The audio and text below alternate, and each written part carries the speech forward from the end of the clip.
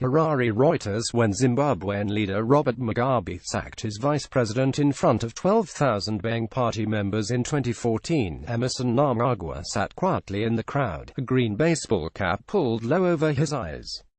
File photo. President Robert Mugabe's wife Grace Mugabe and Vice President Emerson Mnangagwa attend a gathering of the ZANU-PF party's top decision-making body, the Politburo, in the capital Harare, Zimbabwe, February 10, 2016.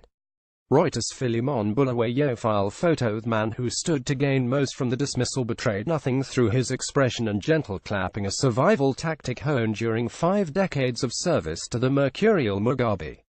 His cap, however, spoke volumes. Emblazoned across its front, next to a portrait of Mugabe, were 4 words: indigenize, empower, develop, employ, a slogan of the ruling ZANU-PF party. That day, he became Mugabe's official deputy. Mnangagwa, whose sacking from the post this month brought Zimbabwe's political crisis to a head, is now poised to take over after Mugabe, 93, resigned on Tuesday, ending almost 4 decades of rule. Mnangagwa will be sworn in on Wednesday or Thursday, ZANU-PF's legal secretary Patrick Chinamasa told Reuters. The party's chief whip said Mnangagwa would serve the remainder of Mugabe's term until the next election due by September 2018. But there are questions over how Mnangagwa will lead the country led by Mugabe since independence in 1980.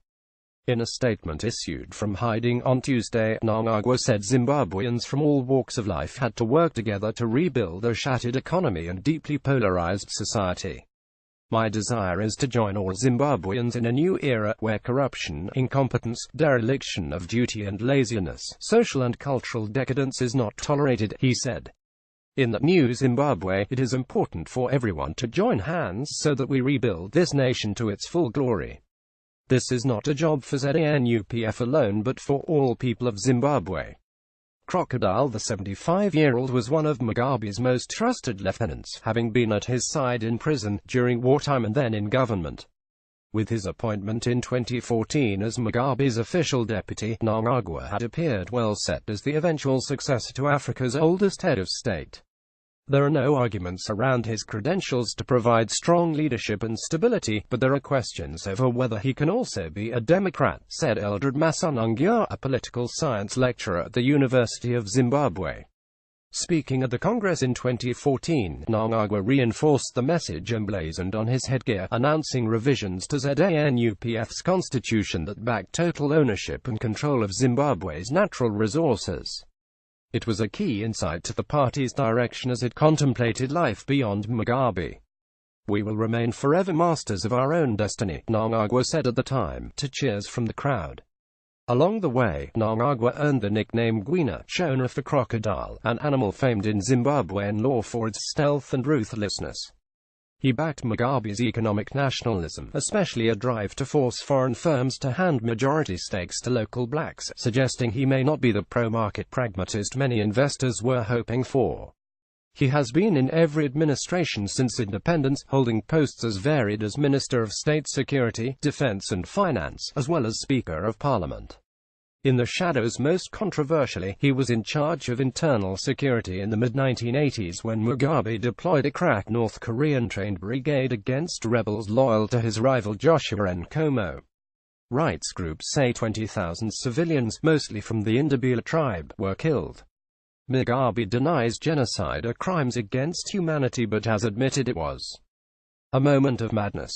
Mnangagwa's role remains shrouded in mystery, typical of a political operator trained as a communist guerrilla in China in the 1960s and who always stayed in the shadows behind Mugabe.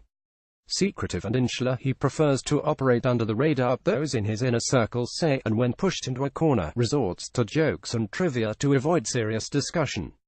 I would say he is deceptive, but it's fair to say his default position is to crack jokes and deflect uncomfortable questions by asking endless questions, one member of parliament close to him said. He is very conscious that his public image is that of a hard man, but he is a much more complex personality, pleasant and an amazing storyteller, the politician, also from Mnangagwa's Midlands province, told Reuters. Mnangagwa's appointment as vice president came a day after his predecessor Joyce Mujuru was fired for allegedly planning to topple Mugabe. Asked whether the purge would weaken the party, a smiling Mnangagwa said the revolution has a way of strengthening itself. It goes through cycles. This is another cycle where it rids itself of elements that had now become inconsistent with the correct line. I am the boss. Mnangagwa learnt his politics in prison in the 1960s after being sentenced to death for sabotage by British authorities. He was captured while in one of the earliest guerrilla units fighting white colonial rule in what was then Rhodesia. He was 19 and only spared the noose by a law prohibiting the execution of convicts under 21. After a decade in prison, often sharing a cell with Mugabe, Mnangagwa became personal assistant to the leader of the liberation struggle, and went on to head the guerrilla movement's feared Internal Security Bureau. In January, a photograph appeared in local media showing Mnangagwa enjoying drinks with a friend. In his hand was a large novelty mug emblazoned with the words "I am the boss." To supporters of Mugabe, this bordered on treason. They suspected that Mnangagwa already saw himself in the leader's shoes. When Mugabe fired Mnangagwa as vice president this month for showing traits of disloyalty, he removed a possible successor who was also one of his last remaining liberation war comrades.